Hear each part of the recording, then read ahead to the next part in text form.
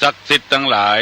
อันมีพระธาตุเจ้าดอยสุเทพและครูบาเจ้าศรีวิจัยนักบุญแห่งล้านนาไทยเป็นต้นขอกราบราธนาและเชิญชวนมาปกปักรักษาท่านสาธุชนผู้ฟังทุกท่าน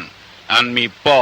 มีแม่มีพี่มีน้องมีลูกเต้าหลานเหลนพ่อหนานพ่อน้อยพ่ออุ้ยแม่อุ้ยคุณปู่คุณย่าคุณตาคุณยาย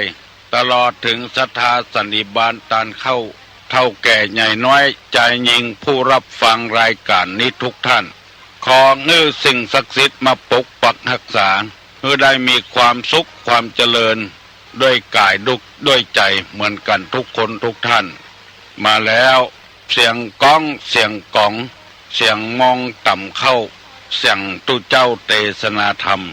นักปราชญ์บัณฑิตผู้หูผู้ฉลาดทั้งหลายกล่าวว่าเป็นเสียงที่เป็นสิริมงคล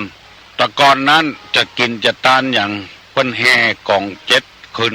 เมื่อค่ำมาก็เสาะจ่าติดกองตีตึงวันเมื่อค่ำมา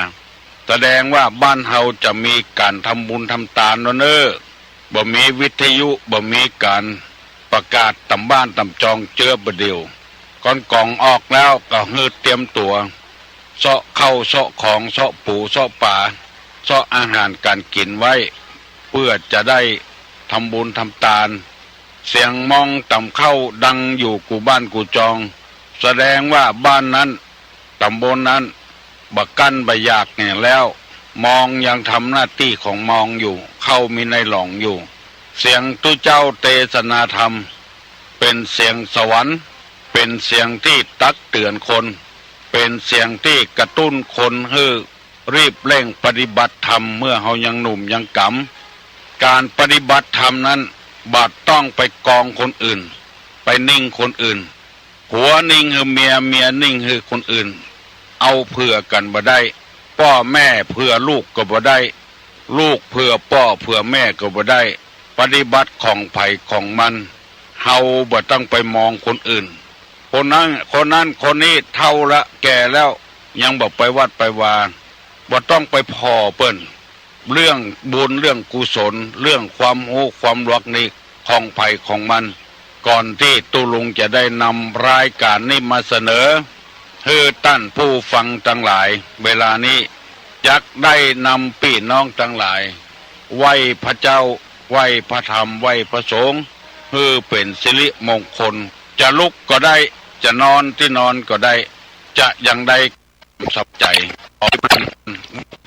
อรังอังสัมมาสัมพุทโธภควาพุทธังภควันตังอภิวาเทมิกราบสวากขาโตภควตาธัมโมธัมมังนัมมัสสามิกราบสุปฏิปันโนภควโตสาวกสังโฆสังฆังนะมามิกราบหันธรรมยังพุทธัสสะภควโตบุพาภคณะมะกะลังกะโลมะเสนะโมตัสสะภะคะวะโตอะระหะโตสัมมาสัมพุทธัสสะนะโมตัสสะภะคะวะโตอะระหะโตสัมมาสัมพุทธัสสะนะโมตัสสะภะคะวะโตอะระหะโตสัมมาสัมพุทธัสสะพุทธังสรณังกัจฉามิธัมมังสรณังกัจฉามิสังฆังสรณังกัจฉามิตุติยัมปิพุทธังสรณังกัจฉามิตุติยัมปิธัมมังสรณังกัจฉามิตุติยัมปิสังฆังสรณังกัจฉามิตติยัมปิพุทธังสรณังกัจฉามิตติยัมปิธัมมังสรณังกัจฉามิตติยัมปิสังฆังสรณังกัจฉามิ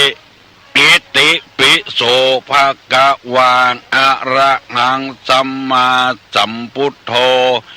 วิชชาจารณะสัมปันโนสุขโตโลกวิทูอนุตตโลปุริสะธรรมสารถิสัทธาเทวะมนุษย์สานังพุทโธภควาติสวาคาโตภควตาธัมโมสันติทิโกอากาลิโกเอหิปัสสิโกโอปัญญิโกปัจจัตตังเวทิตโพวินยูหิติสุปฏิปันโนภะคะวะโตสาวกสังโฆอุจุปฏิปันโนภะคะวะโตสาวกสังโฆญาญะปฏิปันโนภะคะวะโตสาวกสังโฆสามิจิปฏิปันโนภะคะวะโตสาวกสังโฆญาติตังจัตตาลิปุริสายุคานิอัฏฐาปุริสาปุคลาเอสะภะคะวะโตสาวกสังโฆอาหุไนโยปาหุไนโยทักขิไนโยอัญจลิกาลนิโยอนุตตรังปุญญเขตังโลกัสสาติลาบหนึ่งกราบสองกราบสามต่อไปนี้จะได้ฟังรายการธรรมะกับประชาชนนำมาเสนอให้ท่านทั้งหลายฟังอย่าได้คิดว่ามาสั่งมาสอนคือนำมาเสนอสอนให้หูแล้วเอาไปสอนตัวเก่าให้หลวกเหมือนกับเกี้ยวอาหารแล้วลืนคนเดียวเอาไปบำรุงร่างกายคนเดียวธรรมะก็เช่นเดียวกันสอนให้หูว่าอันใดผิดอันใดถูกแล้วเอาไปใจคนเดียว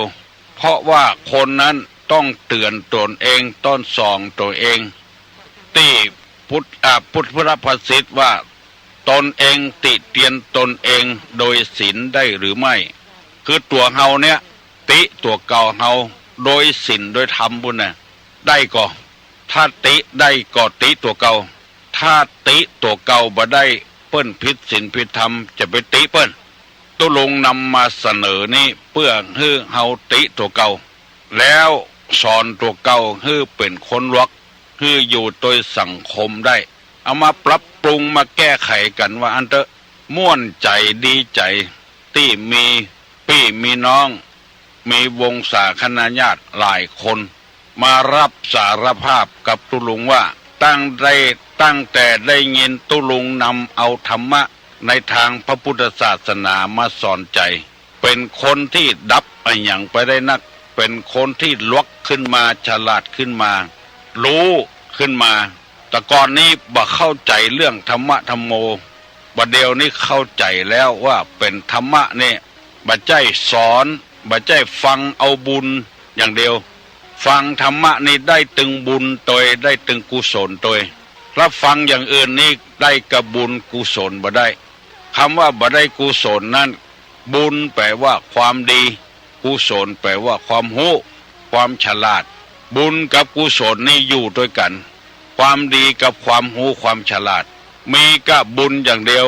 บ่มีความรู้ความฉลาดก็ตกเป็นขี้ข้าเปิ้นตกเป็นทาสของเปิ้นมีก็ความฉลาดบ่มีบุญก็เอาตัวบ่พ้นเพราะฉะนั้นเฮาจึงได้ตึงบุญได้ตึงกุศลตีเปิ้นว่าคนใหญ่แล้วบ่ต้องไปสอนจิงฮีดแมงจรไปสอนมันเต้นคือมันเต้นไปตามธรรมชาติของมันเฮาบ่เคยหันว่าขี้กุงเอาลูกสอนเต้นสักเตื้อเกิดมามันเต้นคนเดียวมันลองเอามาเต้นสอนเต้นเตื้อตัวเต้นเตื้อตัวกำเดียวไก่ซับไปหดหมดคนเฮาจะลวกจะแหลมต้องสอนตัวเก่าเตือนตัวเก่าถ้าตัวบ่เตือนตัวเก่าบ่มีไผมาเตือนแล้วพ่อก็จ้างแม่ก็จ้างมีหลายคนมาบอกว่าตุลงสอนหมอนี่ก็หมอลูกคนเนี้ยว่ายังมันบ่ฟังเนี่ย บ่ต้องไปสอนมันแล้วโวยลำไปมันจะบลวกจะบุหูเปิ้นถึงหูคนเดียวเปิ้นยิ่งมีผัว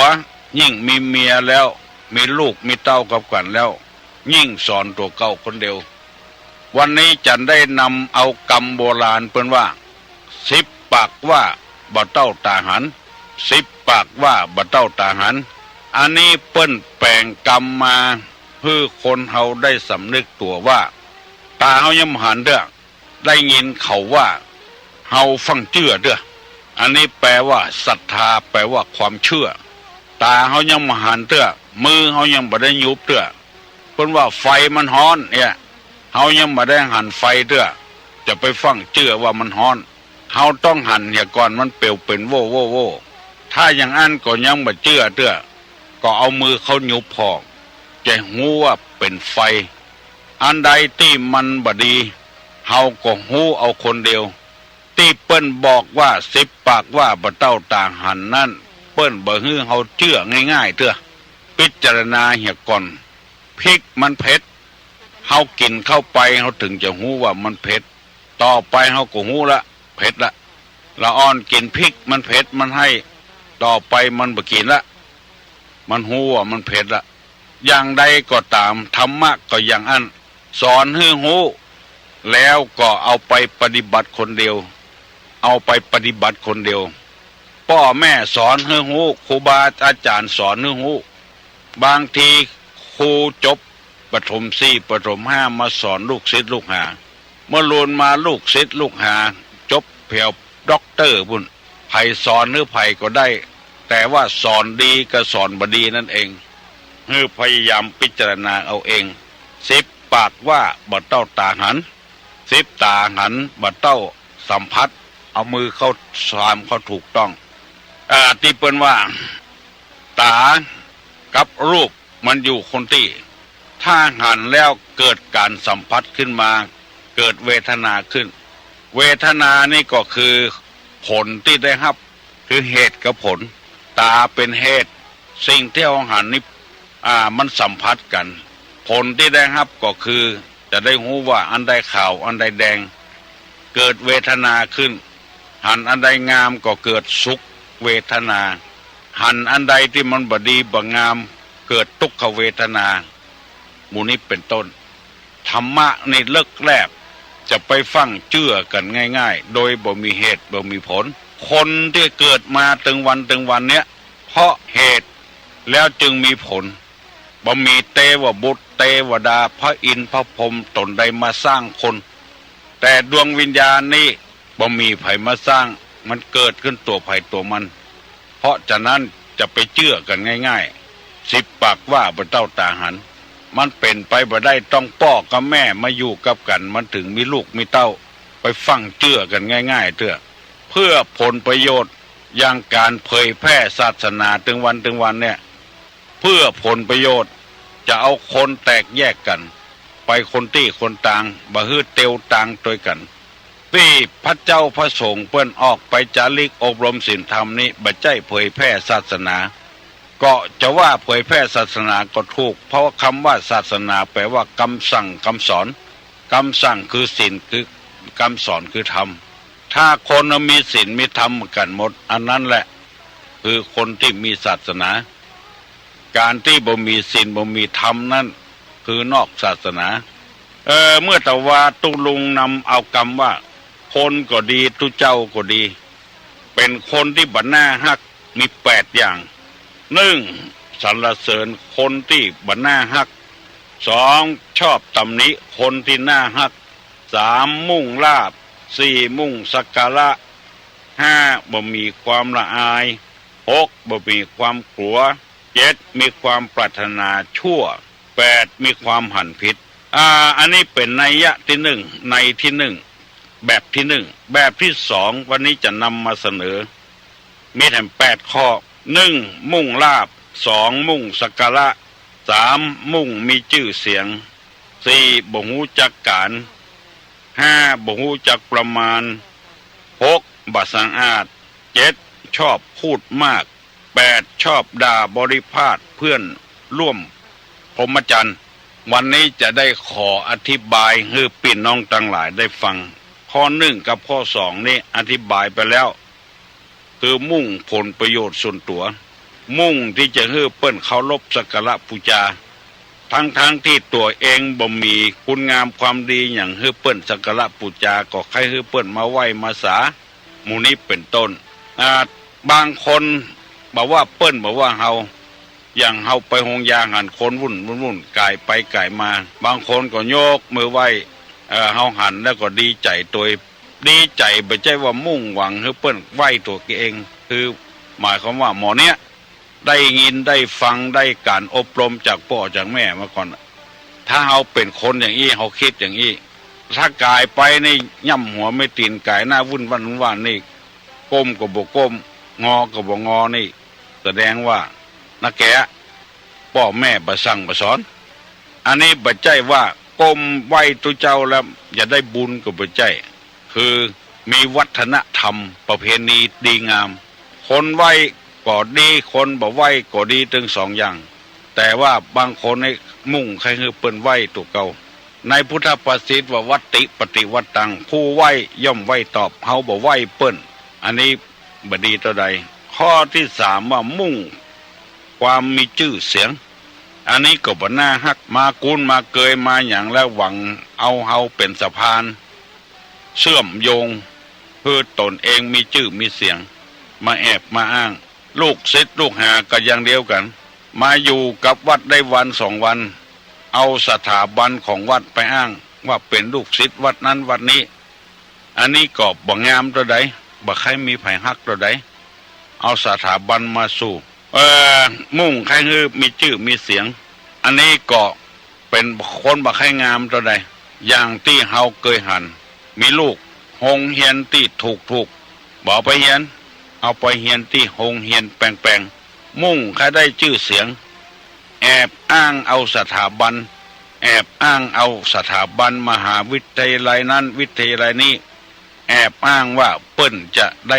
ถ้าจบหันมาแล้วก็จะเอาทำการทำงานหมู่นี้เป็นต้นอันนี้ก็บอกเป็นที่ฮักตัวใดหันแก่ตัวหันแก่ได้ลำไปนอกไปจากนั้นฮือเปิ้นสักการะปูจาวางชื่อวางเสียงวางฮือมีชื่อมีเสียงเหมือนกับเปิ้นกับต้านอันนี้ก็พอดีตัวใดบ่มีไผฮักตัวใดเฮาฟังกำอู้เฮาก็หูเรื่องข้อที่สี่ไม่รู้จักการคือบ่รู้จักเวลากาละไอ้เด้ออันเนี้ยก็บ่น่าฮักตัวใดบ่ถึงเวลามันเตื้อ6 โมงแล้วก้อยโทรมาบ่ถึงเวลามันเตื้อก็บ่น่าฮักตัวใดฮือจำไว้เน้อกำลังเอาความหูฮือนะกำลังป้อนความหูฮืออันนี้เฮาว่าได้เพราะเฮาบ่รู้จักกันไผเป็นไผบ่รู้อยู่คนที่คนต่างถ้าว่าต่อหน้ากันนี่ก็จะโคตรจะเครียดด้วยกันบ่เรือบ่หันกันนี่ก็ยังมิ่งละตุลุงว่าฮือบ่รู้จักการเวลาเพราะนั้นจะเนี่ยอย่างจะทำมาอย่างต้องมีการต้องมีเวลาเจ้านี่ที่น่าฮักคือเจ้านี่ที่ถามลูกนี่เวลาที่บ่มีไผถ้าเปิ้นมีอยู่หั่นรุบไปทวงหนี้ทวงสินอันเนี้ยบ่น่าฮักสักหน่อยเจ้านี่ที่บ่น่าฮักไปขายหน้าขายตาลูกนี่ด่าคนด่าลูกด่าเต้าด่าส่องหน้าคนหลายอันเนี้ยเป็นพ่อแม่ที่บ่น่าฮักต้องสอนตอนที่บ่มีไผปุ้นจะไปว่าแต่คนเลยตุลุงขอโทษกับพี่กับน้องทั้งหลายจะต้องเอาเปรียบเทียบเมื่อสบายแต่ก่อนเมื่อนุ่มเมื่อกำนี่เอาหมามาเลี้ยงเพราะมันเป็นตัวเปิ้งโอ้เวลาหมามีหั่นจะไปสอนมันเวลาคนมีหั่นจะไปสอนมันสอนที่บ่มีไผก็เนอะถ้ามีไผหั่นหมามีหั่นสักตัวเขาไปสอนมันตึงแบบเนี้ยสอนกาบหยังสอนไว้สอนกาบมันตึงแบบเนี้ยมันบ่ใจเวลาบ่ใจกาละมันกลัวเสียเพียบเปิ้นถ้าบ่มีไผก่อนเขาดูตั้งเขมันถ้าเอาเคียนมันเตื้องมันลาบแถมเตื้องนึงเขาเอาไม่แซ่บุบก็ฝากปั๊บมันถึงกลัวละอันเนี้ยสอนถึงมีกาละเวลาอย่างที่ว่าเขาสอนวอก เฮือเล่นละครน่ะเอาไม้เขาตุบอย่างใดก็บ่เต้นบ่ดีดก็เลยสอนทำกรรมเมื่อฮือมีไผ่หันสักคนสอนคนเดียวเอาเชือกเข้ามัดเมื่อฮือมันยาวนะมอกเอาติดแป้นติดกระดานนั่นน่ะแล้วเอาไม้เขาตบมันยังบ่เต้นเตื้อเอาสังกะสีที่เป็นแผ่นนะเผาไฟแล้วเอาจ้งให้มัน แล้วต่อยไม้ปับมันฮ้อนน่ะสังกะสีมันฮ้อนมันก็เต้นย่องตั้งหันมามันหลับคุมเย็นตายก็เอาไม้ตบมันถึงเต้นละมันกลัวโดนสังกะสีฮ้อนอุปมาฉันใดเปรียบเทียบเอาไว้ว่าหู้จักการหู้จักเวลาด่าลูกด่าเต้าก็หู้จักเวลาสอนลูกสอนเต้าก็หู้จักเวลาไปสอนกวมที่เปิ้นมาอยู่หั่นมาบ้านเฮาอันนั้นบ่ถูกต้องเนี่ยอย่างนี้ถูกตามการตามเวลาไปทวงหนี้ทวงสินกันพ่องสอนกันพ่องมันบ่ใจกาละเวลามันจะโคตรจะเกลียดด้วยกันแล้วคนเฮานี่มันมีปุ่มด้อยอย่างคนขี้เหล้าเนี่ยเฮาว่าได้ตอนที่บ่มีภัยก่อนถ้าตอนที่มีผลได้ยินเขาใส่จะไปว่าของมันกินเหล้าแล้วเนาะหากเลือดเหล้าแล้วเนาะหมู่นี้เป็นต้นมันจางมันบ่ชอบถ้าเฮาบ่เกยกันโอ้มีทำลายยังนักหนาป้าป้านวันนี้นุ่งเสื้อสีนั้นสีนี้งามเนาะเปิงกับตัวเนาะจะไปว่าไปแล้วเขาจังหัวไปบ่หน้าฮักสักหน่อยไปตักหันตักนี่เขาตุลุงเกยมาแล้วเฮาว่าเพราะว่าคนเกยกันนะ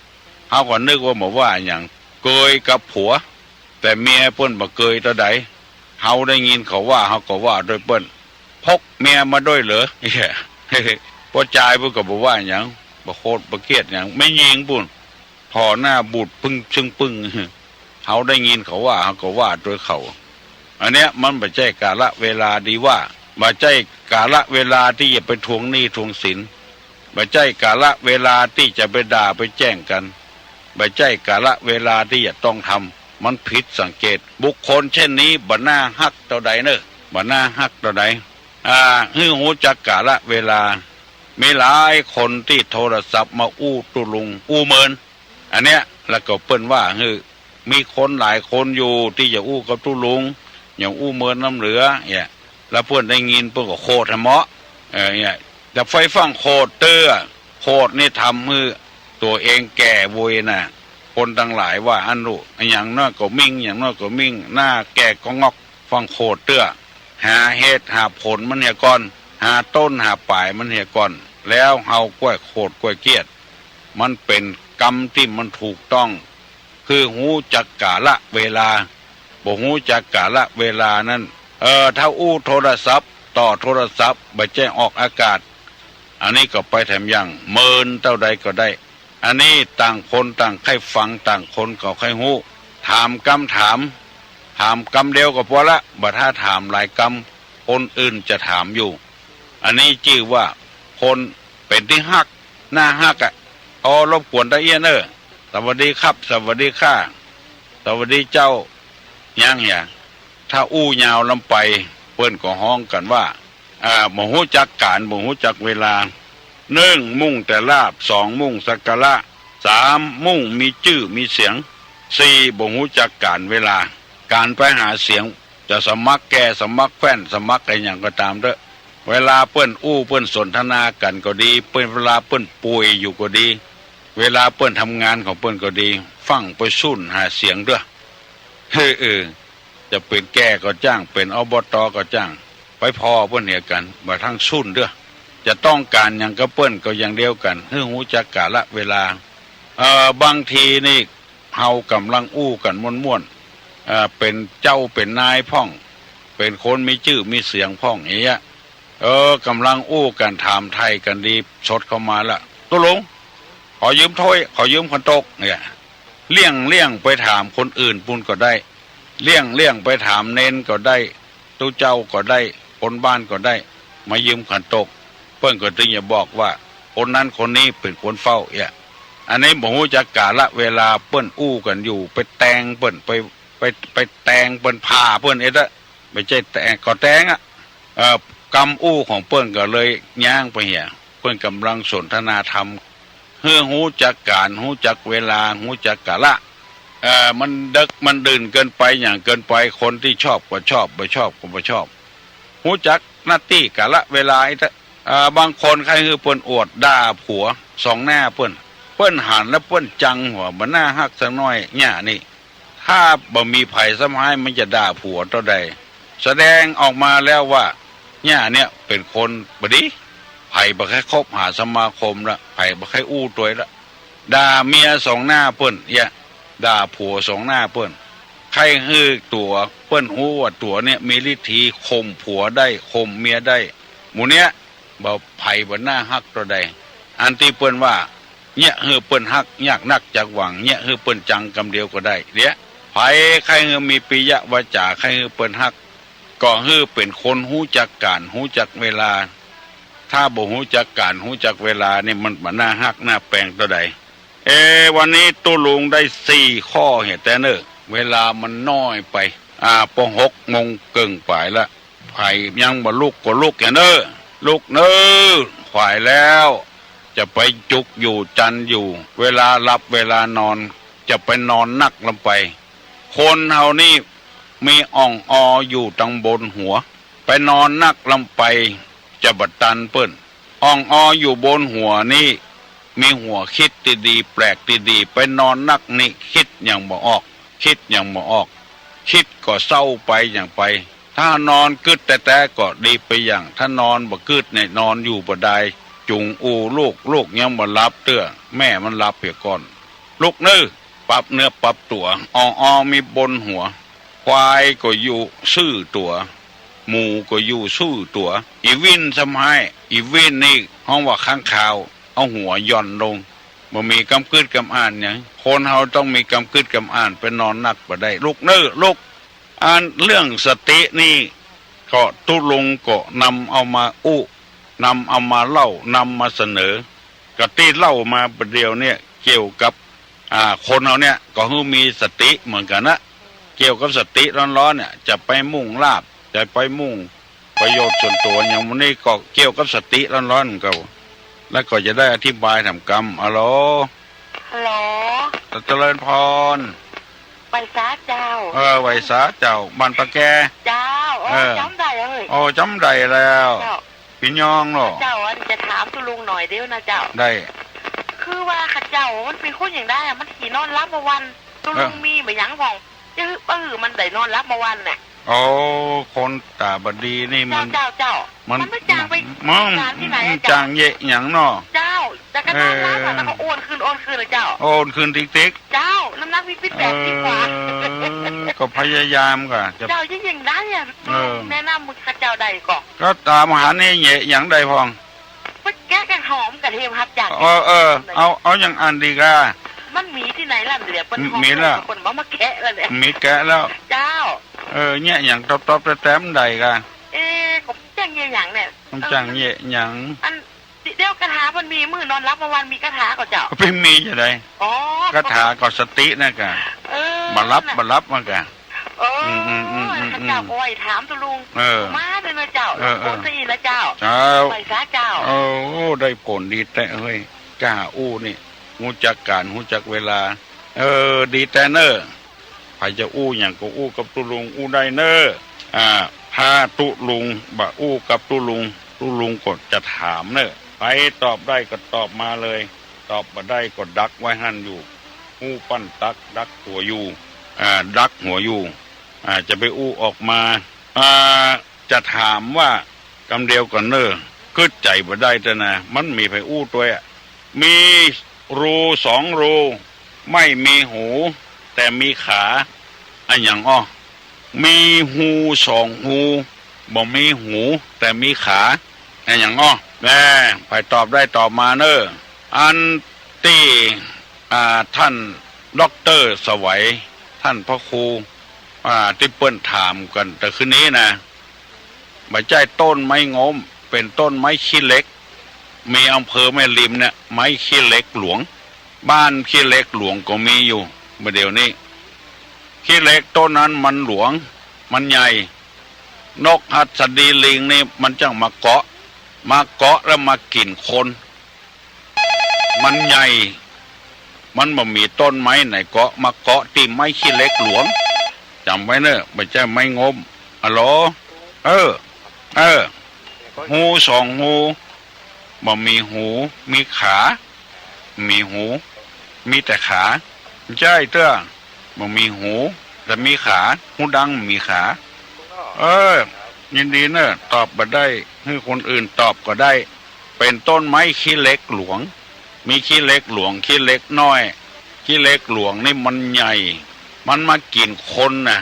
นกหัสดีลิงนั่นน่ะแล้วก็วันหนึ่งพญาเจ้าเมืองไข้หูว่ามันใหญ่ตัวใดพญาเจ้าเมืองออกมาก็ออกมาได้หัวนกหัสดีลิงกินใจฮือหมู่ที่มีศิลปะในการคิดการเขียนการวาดนั่นนะไปวาดออกมาปรากฏว่ามันกำลังกินจ้างอยู่กินตั้งโก้นจ้างนกตัวนั้นนะแล้วก็ยังเหลือแต่หัวมันอันเนี้ยเขาไปวาดก็ได้ตึงหัวตึงได้หูบนกโดยเป็นนกหัสดีลิงอะโหลขันว่าสกัดเจ้าก็ตอบปัญหาแล้วเจ้าอันยังปิโตเจ้ามันมีสองขามีหูมันมีตัดดีมีมีตัดเลยหรอจะไม่หรอมีสองหูหูซ้ายหูขวานั่นเหนือเจ้ายังหมดอันที่คำตอบของเปิ้นว่านี่มันถูกเด้อก็ตอบอะไรมีหูสองหูเจ้ามันมีหูเนี่ยแล้วปินโตนะมันแล้วก็มีแต่ขาเนี่ยเปิ้นตอบเปิ้นว่ามียับมีหูสองหูที่เรามือซุกมันมีหูปินโตมีหูเนาะมีแต่ขาขามียับเนาะขาไปเบื้อว่าใครป่านั่นกันเนาะขามียับนั่นเนาะ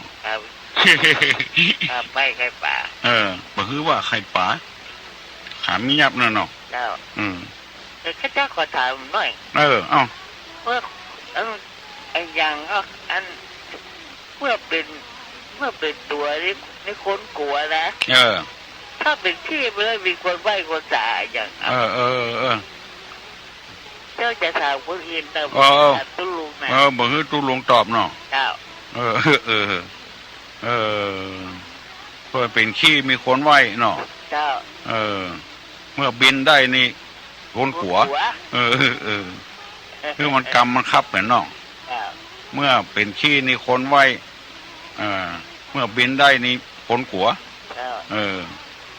คือคนอื่นตอบเนาะที่ไหนในเวียงไม่เจ้าในเวียงนี่ขาชัดเจนดีเนาะยินดีเนอะเจ้าไปตอบได้ละอ่อนตอบก็ได้เนอะง่ายเหมือนอ้ายกินกล้วยน่ะกินกล้วยยังได้ปอกมาล้อชื่อซักแต่ยังที่ปอกไปตอบก็ได้ชื่อซักอะไรอย่างที่อยู่ในคอคนครับชื่อสัตว์อะไรอย่างที่อยู่ในคอคนอยู่ในคอคนสัตว์อะไรอย่างอยู่ในคอคนไปตอบก็ตอบเนอะเป็นขี้คนไหวบินได้คนขัวสัตว์อะไรอย่างอยู่คอคนหรอฮัลโหลตอบอันใดครับเจ้าตอบเจ้าคนเจ้าอะไรเจ้าเขาตอบว่าพึ่งแม่นก็ถามมันปิ้นขี่เปอร์สีเต้นไหวแม่นก็แล้วก็ที่บินซัดอยู่ข้อคุณคอหอยแม่นก็เจ้าซัดอะไรอย่างอยู่ที่ข้อคนหอยอยู่ที่คอคนนี่เปิ้นห้องว่าคอหอยใจแม่นก็เจ้าเก่งเนาะปะแกนี่เก่งเจ้าไปสานะเจ้าแม่นนะเนาะหอยมันอยู่คอคนเนาะเจ้าคอหอยได้ถึง2 ข้อลุงมีก่อนมีค่ะหัวใจ100%เนาะตุมาเลยนะเจ้าว่าอิ่มได้เนาะพี่ยังตุลุงถือตื้ออย่าง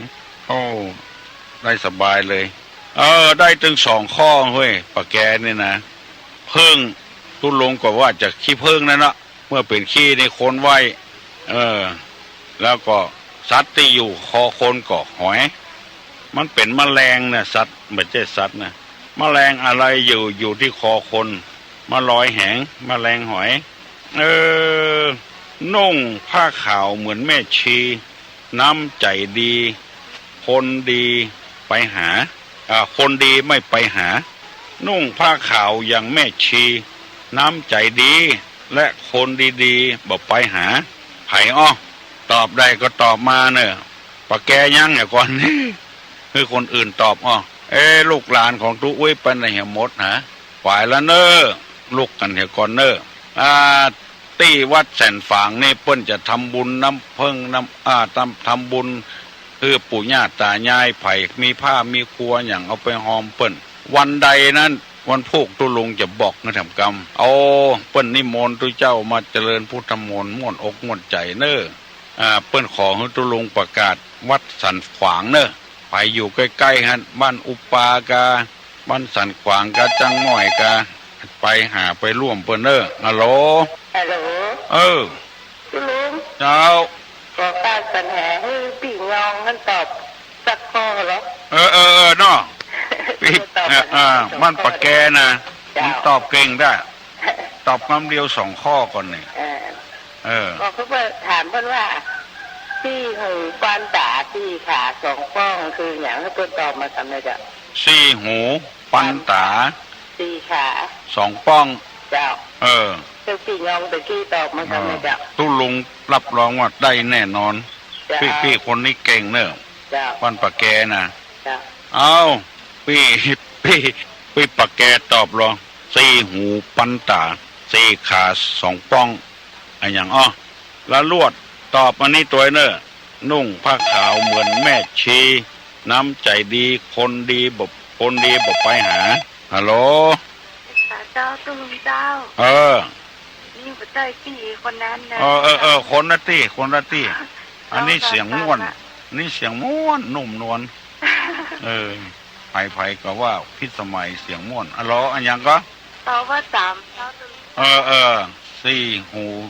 แต่นตา4 ขา2 ป้องนี่นะแต่ว่าจำนุ่งขาวมันไม่ชี้หรอนุ่งขาวมันไม่ชี้นี่น้องยังนึกบอกเลยคนดีมาได้เสียงประแหบประแห้งตุลุงได้ยินละแต่คืนนี้เขาเปิดเมินลงไปไม่ใช่ไม่ใช่จ้ะไม่ใช่เสียงน้องค่ะแมนเรื่องไปตอดพระป่าแม่นนะคะตอนนั้นแม่นน่ากะลุงจำได้เสียงนี่เหมือนไผสวรรค์ประทานมาให้โดยตรงอันก็คงจะหูแล้วเนาะวันหลังจะเล่ารายละเอียดฟังแล้วจำมีหนังสือไปหาตุลุงเลยนะหลังไม้เนาะอย่างเจ้าหลังไม้ว่ะมันเมินหลังไม้แล้วก็เอาหนังสือไปที่ถวยเลยนะสวัสดีเจ้าวัสดีเมินกับหูจักกะละเวลาทำมะจะโคตรหรือเปิ้นทำมะนุ่งขาวเหมือนแม่ชีใจดีคนดีบอกไปหาฮัลโหลมาตรการเจ้าแม่น้องป๊อบหรอใช่เจ้าเจ้าหนองหมูเจ้าหนองหมูถ้ารู้หลายวันแล้วเนอะไม่ได้รู้เข้ามานะเจ้าสวัสดีนะเจ้าจะมามีอยากจะมาฟังตุลุงเจ้ามานะว่าหนองหมูเจ้าตัวตุลุงมาได้เนาะยินดีเนอะไหว้สาจ้ายินดี4 หูแสนตา4 ขา2 ป้องคือจำมี4 หูแล้วก็มี4 ขาแสนขา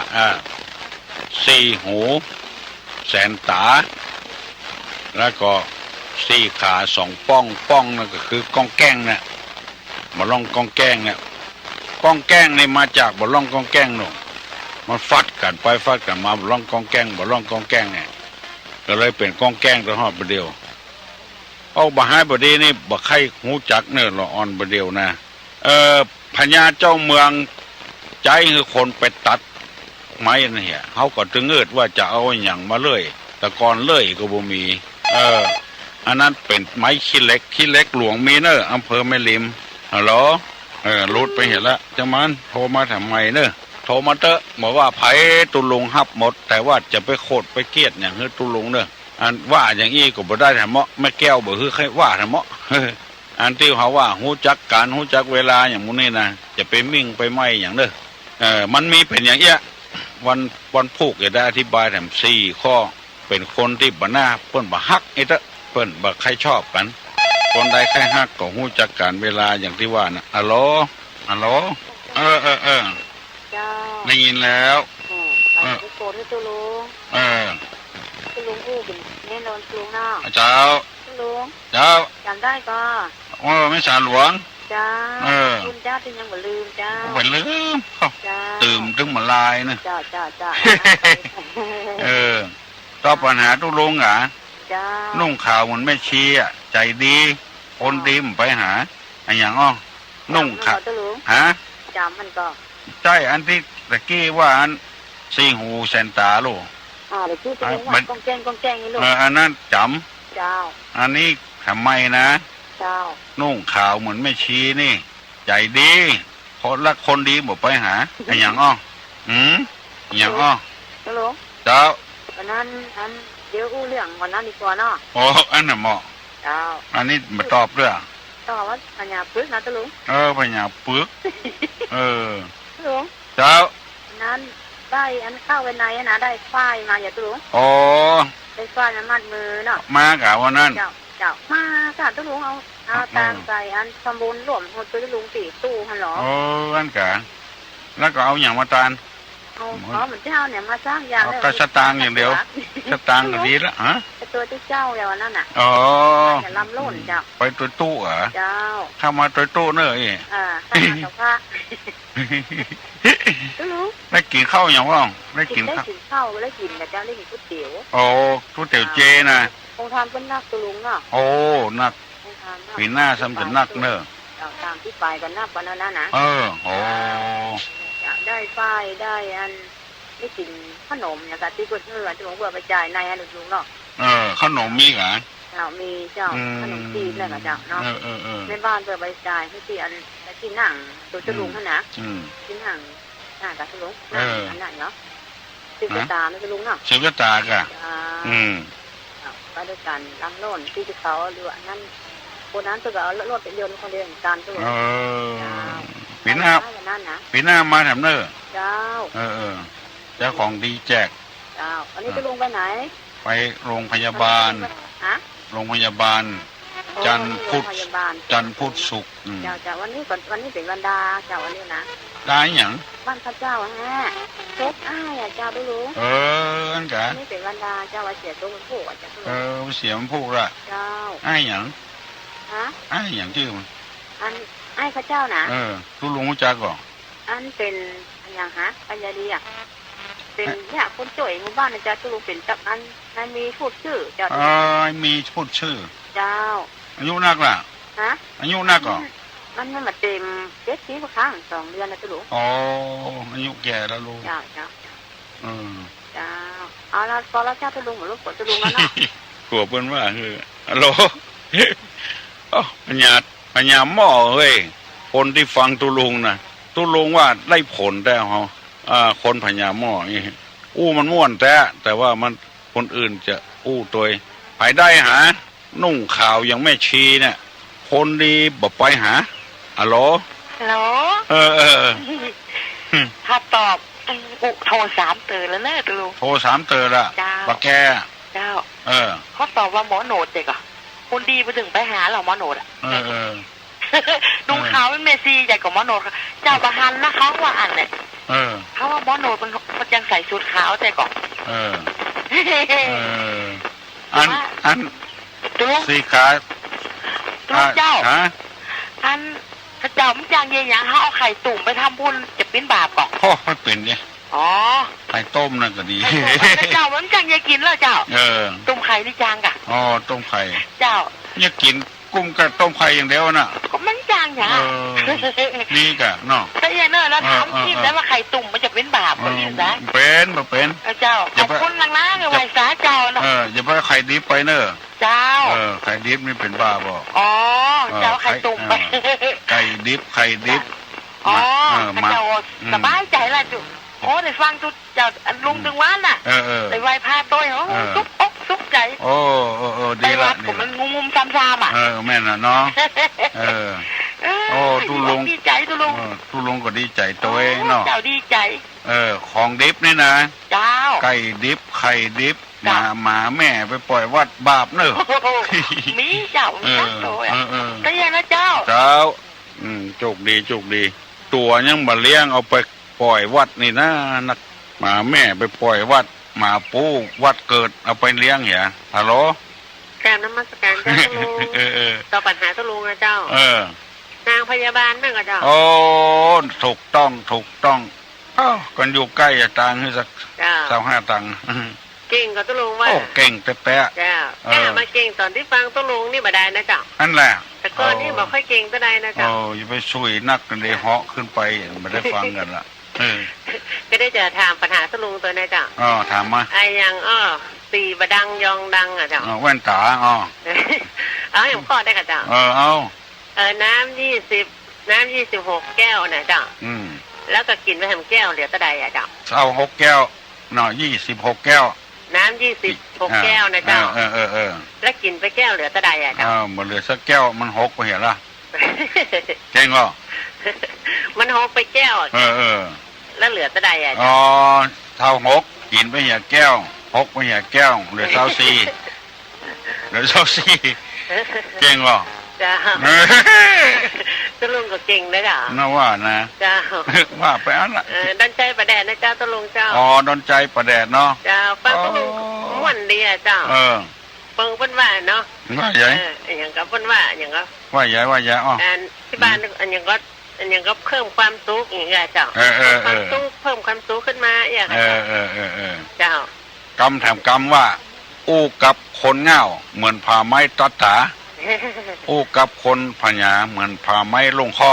ฟังตุลุงนี่นะเจ้ามีความสุขชนะกันเจ้าผ่าไม้ตัดตานี่มันปึกเนาะผ่าไม้ลงคอนี่พระเดียวเนาะตอบนางพยาบาลถูกต้องละแสดงว่าเป็นคนมีปัญญาละพอตัวไอ้ละเจ้าปัญหาตุลุงบางคำนี่ก็บางกรรมนี่ก็เป็นเจ้ากระถือเป็นธรรมะนะเจ้าเป็นกันตุลุงตะอูเล่นนี่นะเจ้าเชิงกรรมที่ว่าอย่างนั้นควันเกิดจากไฟกลายเป็นลมมันอย่างนั้นนะแม่น่ะเกิดจากไฟสลายเป็นลมจ้าเกิดจากไฟสลายเป็นลมจ้าควันไฟนี่มันเหมือนปัญหานะเจ้าตุลุงแม่น่ะเจ้าควันไฟนี่มันเหมือนปัญหาที่จะเข้ามา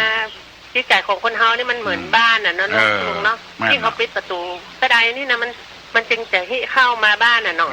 ไม่นะเขาต้องเปิดประตูกว้างๆอ่ะเนาะกว้างเปิดใจห้าปัญหามาพิจารณาอ่ะจ้ะเนาะแล้วก็สลายเป็นลมอ่ะเนาะสลายเป็นลมแล้วมันก็สว่างขึ้นนะจ๊ะจ้ะดอนใจประแดดนะเจ้าดอนใจประแดดเนาะแบบนมัสการตุลุงนะเจ้าบุญรักษาเนอะเจ้าขอบคุณเจ้าโชคดีโอ้หม่นอกหม่นใจตุลุงก็ถ้าจะอยู่กับพี่น้องทั้งหลายทำหลายปีอยู่นะถึงสุขภาพบ่สมบูรณ์แต่จิตใจเนี่ยมันเกิน100 ละ150คนละอ๋อตุลุงปัญหาที่ดอนใจประแดดแถมคล้องนะดอนใจประแดดเนาะเจ้าเอาพี่ดอนใจตอบนะเจ้าพี่ดอนใจตอบเนาะเจ้าคนอย่างแม่เหมือนซัดให้พี่ดอนใจตอบเลยนะอันนี้จากมอสิคำบ้านวิจิตรเจ้าแม่กันฮะเนาะจะเอาพี่ดอนใจตอบกันเลยจ้าพี่ดอนใจตอบเนอะคนอย่างหน้าเหมือนสัตว์คนอันอย่างหน้าเหมือนสัตว์พี่ดอนใจตอบเนอะตอบได้ก็ฮัลโหล0531210058พี่บ้านดอนใจประแดดตอบเหรอคนอย่างหน้าเหมือนสัตว์มาล่างจะพิษหมดกันเนี่ยก็เรื่องเนี้ยถ้าอย่างนี้นี่ตุลุงบัตตาเนอะมาเล่นตัวเนอะฮัลโหลกราบนมัสการเจ้า ตอบบ่ได้ปื้อกับเจ้าบ่พิษกันเนาะจะเอาให้คนอื่นตอบนะเจ้าตุลุงกดใจสั้นลงยงเลยนี่เจ้าก็เรียกว่าพิษหัวกันแล้วก็มาพูดกันน้ำกันหาเจ้าอันกันเจ้าขอบคุณนั่งๆเลยเจ้าคนอย่างหน้าเหมือนสัตว์บ่ใครถามกำหมูนี้นะเอาฮัลโหลราชการตุลุงถ้าปัญหาไม่เรียนแล้วมีใครตอบสักคนไอ้ยังหาลืมไปละวันไอ้ยังที่ห่วงเห็นที่สุดวันห่วงเห็นที่สุดฟันไอ้ยังที่ห่วงเห็นที่สุดฟันเขี้ยวเนี่ยใช่เว้นเจ้าฟันไอ้ยังที่ห่วงเห็นที่สุดฟันเขี้ยวเนี่ยมันใช่กะใช่เป็นไอ้อย่างตัววอแหวนนะวันไงฟันเจ้ามหาการนอนหนูเจ้าที่ห่วงแหนที่สุดเจ้าแล้วมันจะปิ้นทีหลังฟันห่วงแหนเจ้าฟันไอ้ยังที่ห่วงแหนที่ยุ่งกันตึงวันที่ยุ่งกันตึงวันรุนแรงยุ่งกันตึงวันรุนแรงที่สุดสมัยเนี้ยคือตัวลุงตอบกะเจ้าแฟนห่วงหันแฟนอะไรอย่างที่ห่วงแหนแฟนไอ้อย่างห่วงแหนที่สุดแล้วมันจะปิ้นทีหลังฟันห่วงแหนแฟนห่วงหันใช่กะห่วงแฟนนะกะห่วงแฟนนะกะห่วงแฟนเจ้าไม่เห็นฟันห่วงแฟนนะกะนั่นกะอันเนี้ยยุ่งอ่ะถึงวันนี้เจ้ายุ่งกะมันห่วงแฟนเนาะเป็นห่วงแฟนนะกะที่แค่ฟันกับถึงวันเนี่ยนั่นกะเจ้าโอ้ไปข่างกันนี่อย่างโอ้ไปขนาดนักเนี่ยเจ้านี่ปัญหาเท่าถึงวันนี่กะปัญหาทั้งโลกยังมีใครตอบเลยถ้าเป็นตู้ลุงว่านี่บ่หน้าห่วงไหมไม่ห่วงมันอย่างเนาะไม่ขังมันอย่างเป็นกองทุกมันเนาะพ่อมาหาตุกกันนั่นมาหาตุกเนาะไม่ยิงขังประจายขังไม่ยิงนะกองตุกทางนั้นเนาะเจ้าของที่กินเนี่ยแกงของตุกเนาะเคยเป็นได้แง่เป็นได้หล่อเป็นได้กับของตุกมันเนาะสละไปแล้วเนาะไปสละมันไปคนเขาเสรีภาพกันห้องกันดีบ่ดีโอ้บ่ได้เนื่องเดียวนะเป็นเอดมาอย่ามายุ่งก็ไม่ยิงอ่ะมั้งแต่นอกฟันห่วงแฟนชื่อแต่แหนข้อหนึ่งมีใครตอบเนี่ยอะไรมีความใหญ่กับความใหญ่ทั้งปวงอะไรเจ้าเป็นใหญ่กว่าทั้งปวงใหญ่ทั้งปวงอะไรมีความใหญ่ทั้งปวงน้องพี่สมัยโทรมาก่อนโทรมากี้ละโทรมาละแล้วก่อนดวงพรเหรอดวงพรนี่ยังหมดโทรมาด้วยรัตวามานี่เนอะเจ้าเอากี่กุ๊กมาให้ตุลุงให้เจ้าถ้าดวงพรฮู้ว่าตอนนี้โทรมาจะถามเบอร์โทรดวงพรนะเจ้าเจ้าเพื่อนเลยตุลุงตกเด่นเนอะกูนักคนอื่นจะจ้างทำเนาะมีอย่างแล้วก็หามัน7 โมงป่ายแล้วก็หาถ้าว่ามีทำอยู่คือเวลาทำน้อยใครโทรมาก็โทรเนอะมาโทรมาก็อย่าปันสินปอนเนอะนะขอให้อยู่ดีมีสุขเนอะฟังทีนะอยู่ดีมีสุขฟังทีนะถ้าอยู่บ่ดีก็บ่มีความสุขอยู่ก็คืออยู่ดีๆไปดีๆมาดีๆเนี่ยดีๆทำดีๆอู้ดีๆแล้วจะมีความสุขฟังทีโบราณเพิ่นว่าให้อยู่ดีมีสุขถ้าอยู่บ่ดีก็มีสุขอู้บ่ดีก็มีสุขอายุมั่นขวัญยืนหิมากะขึ้นมีโจกมีลาภภาพแปชนะข้าศึกสัตรูอยู่เย็นเป็นสุขเนอรับปอนเนอตุลุงจะปั่นปอนฮือสัพปีติโยวัจจันตุสัพพะโลโกวินัสสตุมาเตภาวะตวนตาลาโยสุขีติกายุโกภวะอภิวาทนาสิริสนิจังอุทาปจายโนจตารโลธรรมาวัฏ